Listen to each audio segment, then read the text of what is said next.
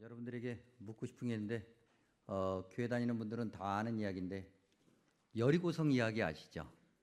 여리고성. 예, 지금부터 이제 예전에 했던 한 번 유머인데 한 번 더 해볼까 합니다. 어느 교회 목사님이 이제 교회에 이렇게 왔다 갔다 하시다가 교회 학교 학생을 우연히 만나서 갑자기 질문을 하셨습니다. 야, 너 여리고성 누가 무너뜨렸는지 아니? 질문했더니 그 학생이 당황해하면서 목사님 제가 안 그랬는데요. 그렇게 대답을 했잖아요. 그 목사님이 이제 기가 막혀가지고 야 얘가 어떻게 이렇게 대답을 하나. 근데 마침 교학교 선생님이 지나가시길래 아니 선생님 도대체 어떻게 된 겁니까? 아이한테 이런 질문을 했더니 애가 이렇게 대답하는데 교학교 교육에 문제가 있는 것 아닙니까? 그랬더니 그 교사가 똑같이 당황해하면서 목사님 제가 이 학생을 잘 아는데 얘가 절대 그럴 리가 없는 애입니다. 그 목사님이 또 한 번 기가 막혀가지고 이거 어떻게 하나 그런데 마침 교회학교 부장 장로님이 지나가시길래 장로님 학생도 이렇게 얘기하고 교사도 이렇게 얘기하는데 이거 어떻게 하면 좋겠습니까? 그랬더니 장로님이 목사님 뭐 기왕 무너진 것 어떻게 하겠습니까? 우리 교회가 그냥 하나 새로 지어줍시다.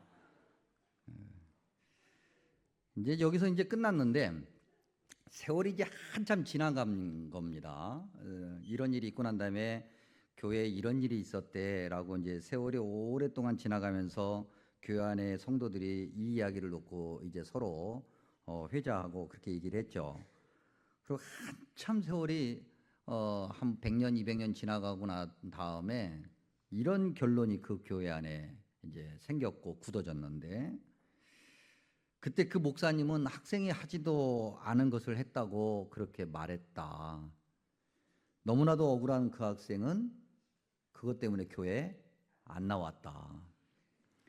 그랬더니 매우 인자한 교회학교 선생님과 부장 장로님이 그 학생을 위해서 왜 무너졌는지 누가 무너뜨렸는지 자기들도 모르는 그 여리고성을 새로 지어줬다.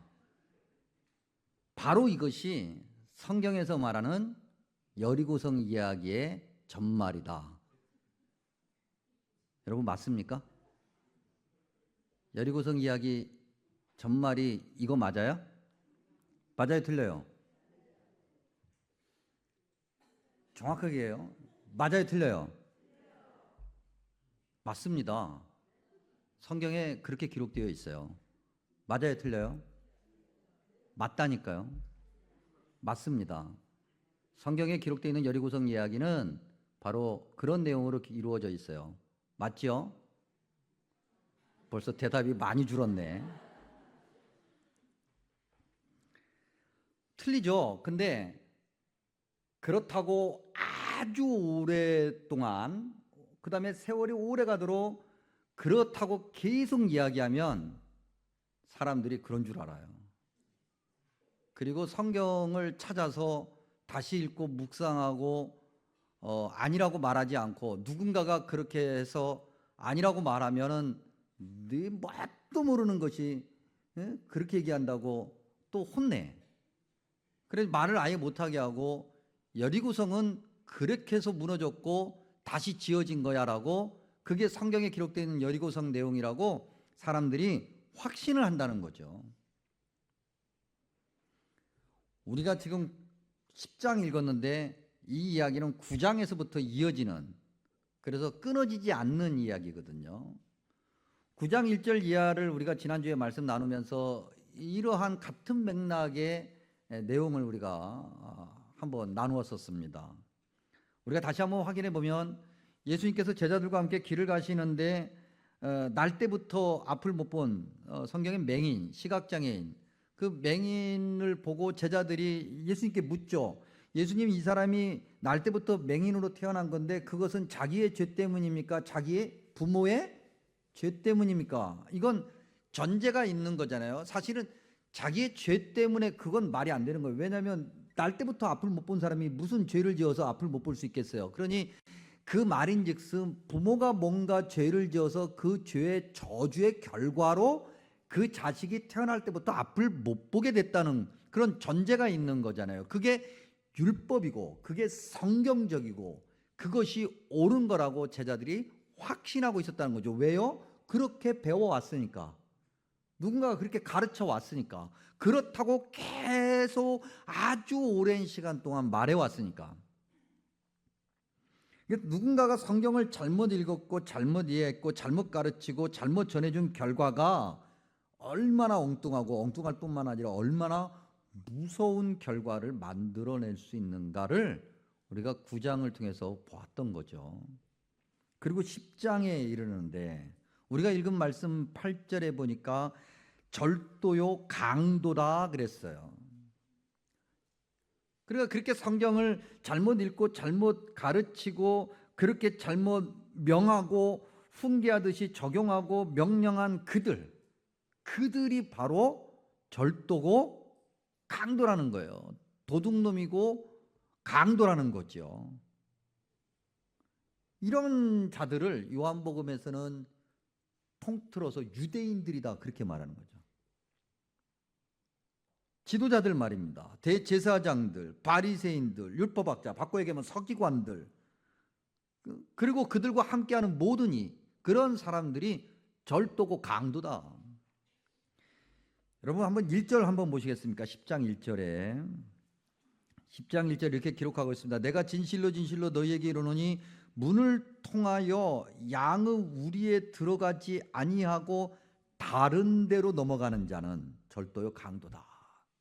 문이 있어요. 문이 있는데 그 문이 아니라 다른 데로 넘어가려고 하는 자는 뭔가 그 문으로 들어갈 만한 자격이 없는데 자격이 있는 것처럼 행동하려고 하는 자들 있잖아요. 여러분 이 지도자가 얼마나 중요한가. 지도자에 따라서 그 사회, 국가, 세상이 어떤 길을 가느냐가 결정되죠. 여러분 지금 이 세상에 전쟁이 지금 곳곳에서 지금 끊임없이 아직도 그치지 않고 있잖아요. 근데 그 전쟁을 누가 일으켰느냐? 백성들이 일으켰어요? 아니요, 사실은 지도자들이 시작한 거예요. 어떤 정치 세력들이 어떤 지도자들이 이것이 옳다라고 그렇게 주장하면서 시작한 그 전쟁의 이면을 보면 그들의 이익이 있어요. 그들의 만족이 있고요. 그리고 발발한 그 전쟁 가운데서 경제적 이익을 얻으려고 하는 그런 세력들이 있고 그러한 자들이 그 전쟁을 끊임없이 끌고 가고 있는, 그리고 많은 사람들이 이유도 없이 죽어가요. 뭐 이런 말이 적절한지 모르겠지만 이 정도면 됐다라고 하는 선이 없어요.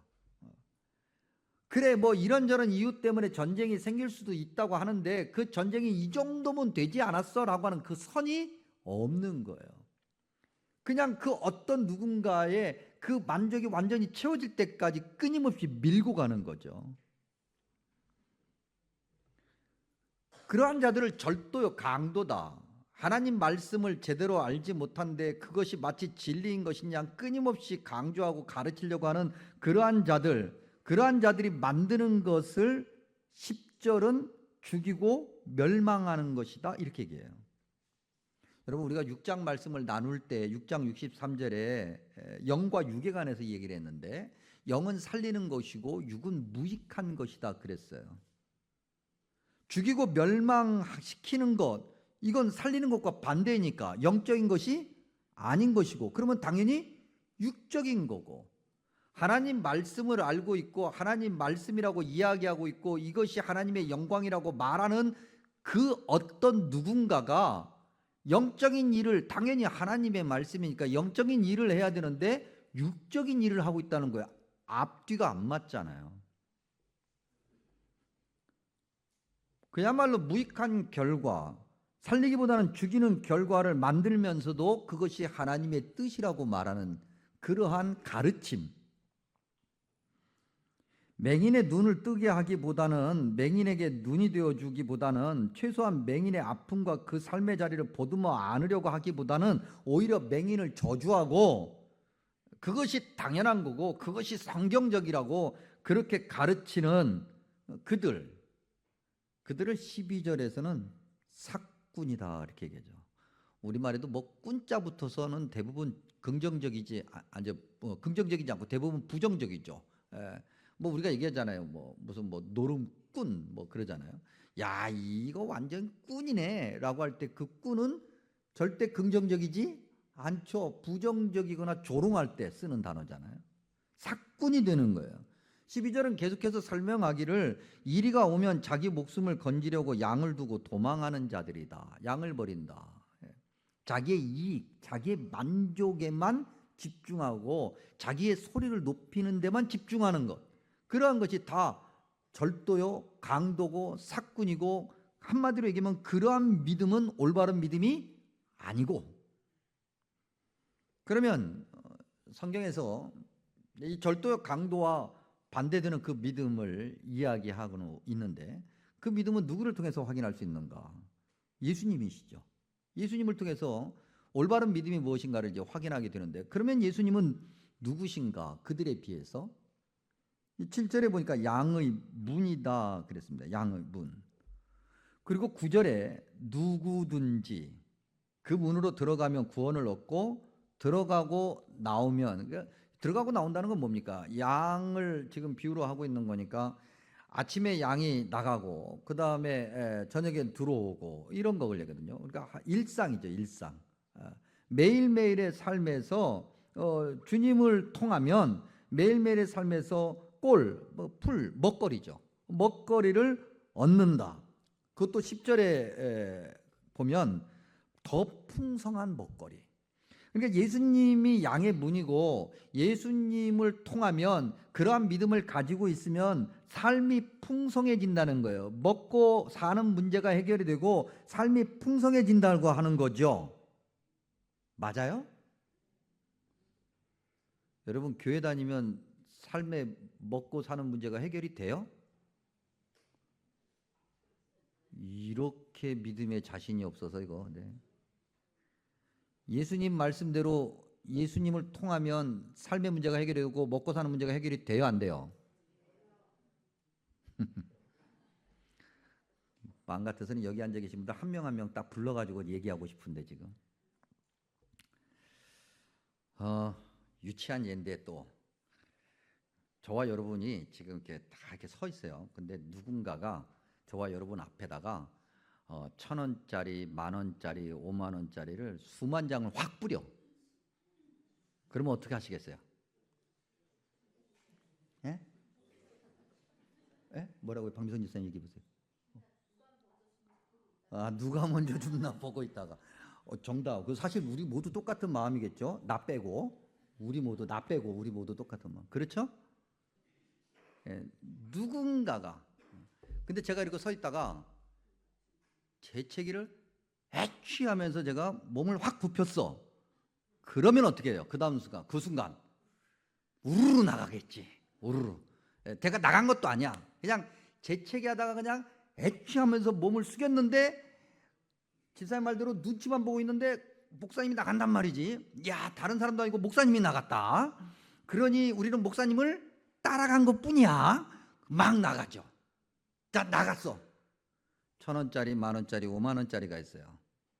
어떤 거부터 주울래요? 아유, 이런 믿음 가지고 튀어는 나갔으나 안 죽겠다. 남이 주워가도록 그렇게 놔두겠다. 좀 그런 그런 대답을 해야지. 50,000원짜리부터 죽겠다고요?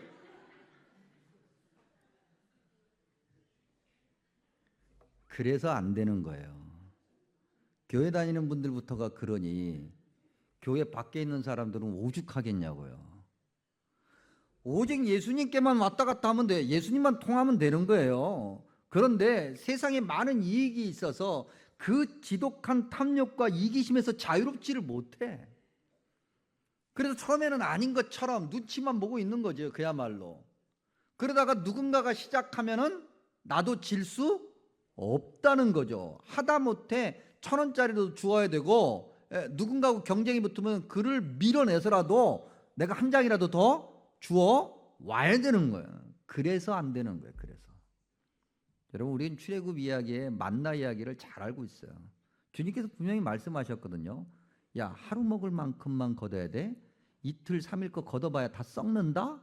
그렇게 얘기를 했는데도 하루 먹을 만큼만 걷어요? 아니요. 이틀, 3일 거 다 걷어온다니까요. 그 다음날 안 되면 다 썩어 있어. 우리는 그 양의 문으로 들고 나가야 돼요.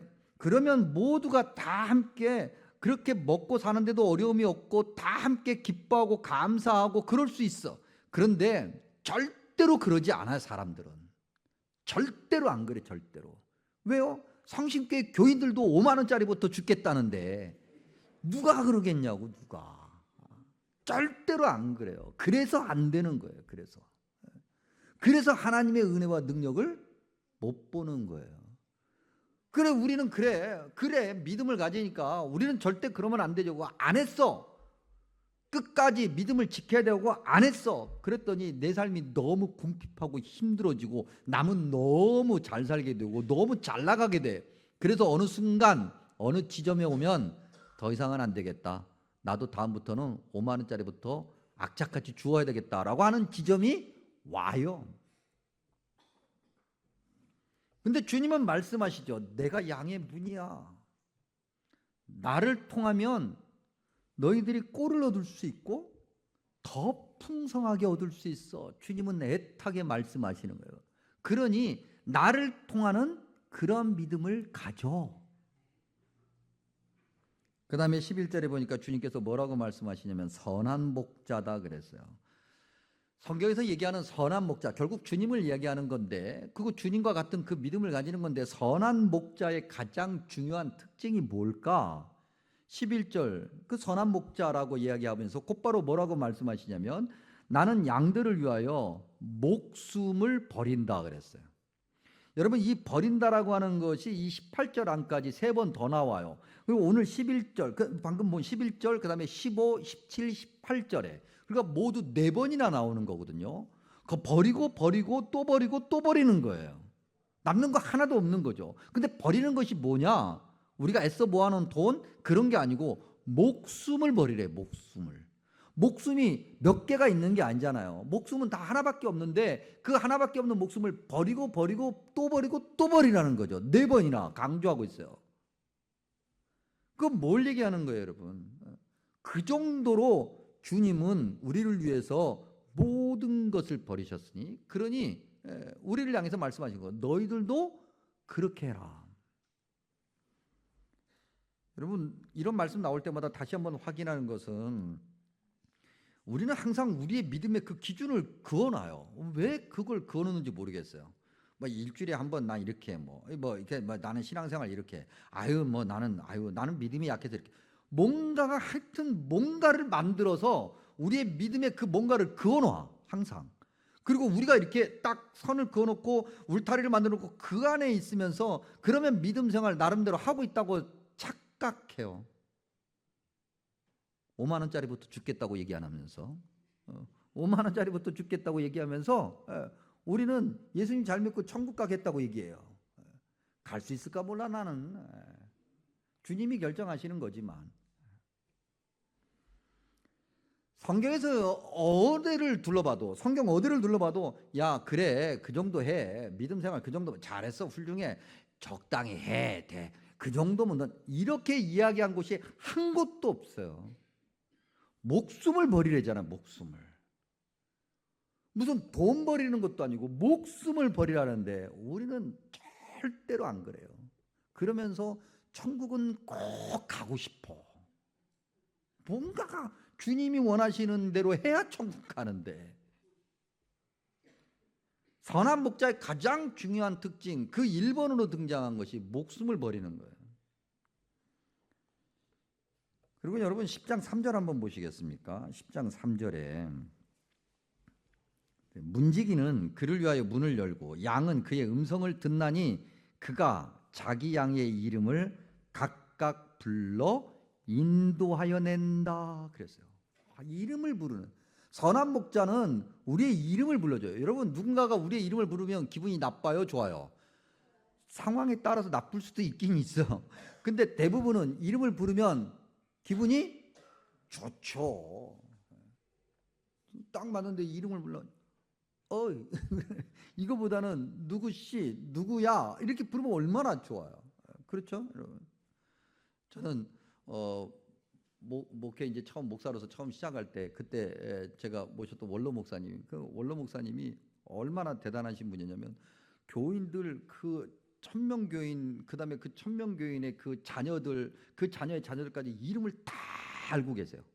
근데 이름을 다 부르시고 심지어는 그 교회가 위치했던 시장통에 있는 시장의 그 상인들의 자녀들까지 다 이름을 아셔요. 그래서 이름을 부르시는 거예요. 그 누구 그 잘 있어? 뭐 하고 이렇게 다 이렇게 얘기하시니까 다 감동이 되죠. 저 그걸 그렇게 받고 싶은데 제가 그게 그런 은사가 없나 봐요. 저는 그렇게 이름하고 사람 얼굴을 그렇게 잘 잊어버려요, 제가. 하여튼 이것도 엉뚱한 은사인데.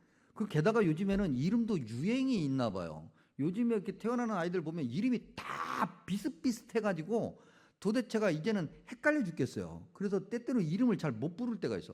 순간 잊어버려서도 못 부르고, 그 다음에 제가 얘든가 이름이 이거였나 저거였나 헷갈려요. 근데 이름 부르는 거 얼마나 좋은지. 그래서 여러분들 집안에서도 부부 간에도 이름을 좀 부르세요. 이름을 뭐 여보, 뭐 당신, 이것도 좋은데, 아니면 누구 엄마 누구 아빠 뭐 이것도 다 좋은데 이름을 한번 부르보시라고요. 이름을. 요즘에 뭐 부부 간에는 또 그런 분들이 많죠. 뭐 오빠 뭐 이렇게 부르기도 하는데, 저는 뭐 오빠라는 소리를 절대 들어볼 수 없는 그런 관계라서 제가 내 동생한테만 오빠란 얘기를 들어봤지 그래서 그런지 어째서 그런지 난 그 오빠가 그렇게 좀 거슬리더라고. 그래서 그냥 마음에 안 들어. 아무튼 그러지 말고 좀 이름을 불러보자. 이름을. 아는 분만 묻는 얘기인데 지금 이름을 불러보자. 이름을 좀 이름을 부르면서 서로를 좀 알아주고 이런 관계들 말이죠. 그래서 저도 집에서 이렇게 간혹 가다가 종종 그렇게 불러요. 그래서 정자 씨, 절대 잊어버릴 수 없는 그 이름. 계명소에 가면은 묻지도 않고 따지지도 않고 바꿔준다라고 하는 이정자. 얼마나 좋아요.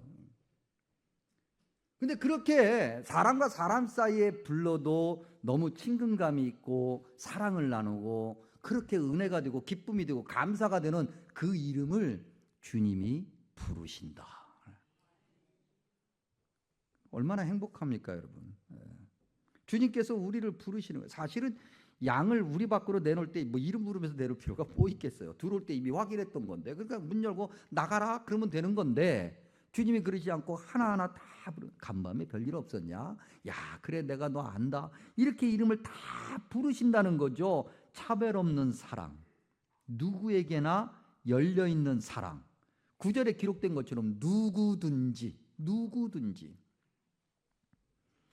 이미 이런 주님의 모습은 요한복음 시작할 때부터 이야기하고 있거든요. 1장 12절 영접하는 자 곧 그 이름을 믿는 자들에게는, 모든 자 누구에게나 하나님의 자녀가 되는 권세를 주셨고, 요한복음 3장 16절 우리가 너무나도 잘 알고 있는 말씀이죠. 하나님이 세상을 이처럼 사랑하사 독생자를 주셨으니 이는 그를 믿는 자마다 누구든지 멸망하지 않고 영생을 얻게 하려 하려고. 요한복음 7장 37절과 38절 누구든지 목마르거든 내게로 와서 마시라. 나를 믿는 자는 성경의 이름과 같이 그 배에서 생수의 강이 흘러 넘칠 것이다. 누구든지. 그래서 그런가요? 16절에 보니까 우리에 들지 아니한 다른 양들도 인도하신다 그랬어요. 우리에 들지 않은 다른 양도 주님께서 끌어당기셔서 그 울타리 안으로 들어오게 하신다는 거죠. 우리에 들지 아니한 다른 양은 누굴까? 우리가 지금 요한복음 10장을 나누고 있는데 9장부터 이어지는 이야기라고 그러지 않았습니까? 9장 처음에 등장하는 그 맹인, 날 때부터 맹인된, 그래서 부모의 죄 때문에 저렇게 됐을 거라고 그렇게 저주받는, 율법적으로 성경적으로 도저히 구원받을 수 없다라고 그렇게 확고하게 판결 나버린 그런 사람, 그래서 누구도 거들떠보지도 않고 누구도 관심 두지 않는 그런 사람도 주님께서 다 끌어당기셔서 공동체 울타리 안으로 데리고 들어오시는 거예요. 그게 주님이에요. 그러니 더 나아가서 이방인들도 마찬가지죠. 그들도 역시 율법적으로 저주당해서 구원받을 수 없는, 야곱의 혈통적 그런 후예들이 아니잖아요. 요한복음 4장에 보면 사마리아 여인 이야기가 있었지 않습니까? 그렇게 섞였어. 불순해. 더러워. 그렇게 판정된, 그렇게 딱 결론이 내려져서 도저히 그들은 뭘 해도 안 되는, 그렇게 생각하고 그렇게 가르쳤고 그것이 성경적이라고 그렇게 말했던 그 사람들까지도 주님은 품어 안으셔서 주님이 지키고 돌보시는 그 양의 무리에 들어오게 하신다. 이게 주님이에요. 그러니 절도와 강도, 그 다음에 선한 목자의 결정적 차이는 양을 위해서 목숨을 버리는가 아니면 양을 이용해서 자기의 이익을 챙기는가, 그거에 따라서 구분이 되겠고, 절도와 강도 그리고 선한 목자의 차이는 자기 권위로 나 아닌 남을, 내 편 아닌 남의 편을 판단하고 정죄하는가 아니면 목숨을 버리면서까지 소외되고 버림받으며 정죄당하는 이들을 품어 안는가 아닌가에 따라서 확인이 되겠고, 편을 가르고 자기 이익을 위해서 정의와 공의, 이것이 하나님의 뜻이라고, 그러므로 이렇게 하면 모두가 진리의 길을 가는 것이라고 거짓을 교묘하게 손질하여 둔갑시키고 진리로, 그 다음에 그런 논리를 만들어서 그 누군가에게 강요하는가 아니면 품어 안고 또 품어 안으면서 그곳으로 고통과 아픔이 내게 닥쳐온다 할지라도 목숨을 내어놓으면서까지 십자가의 길을 가는가, 이거에 따라서 절도와 강도, 선한 목자가 구분이 되는 거예요. 그러면 이제 우리는 어떤 믿음을 가져야 되는가? 지금까지 나눴던 거 분명하지만 다시 한번 정리해 보면 우리는 양이죠. 그러므로 우리의 목자 대신, 선한 목자 대신, 우리의 문이 대신 예수님만 바라봐야 되는 거예요. 10장 4절에 보면 주님이 앞서시면 양들은 그의 음성을 아는 거로 따라간다 그랬어요. 그거 묻지 않아요. 그 길이 어떤 길인지 그런 거 묻지 않아요. 우리의 시선이, 우리의 귀가, 우리의 오감이, 모든 것이 주님을 향하고 있어요. 오직 주님만으로, 주님 통하여 들고 나는 거예요. 아, 주님, 나는 여기 있는데 문은 저쪽에 있어서 너무 멀어요. 여기 보니까는 이렇게 넘어가면 금방 쉬울 것 같은데 또 넘어오는 사람도 있는 거 보니까 여기 괜찮을 것 같으니까 이쪽으로 넘어갑시다 라고 말하지 않는다는 거예요.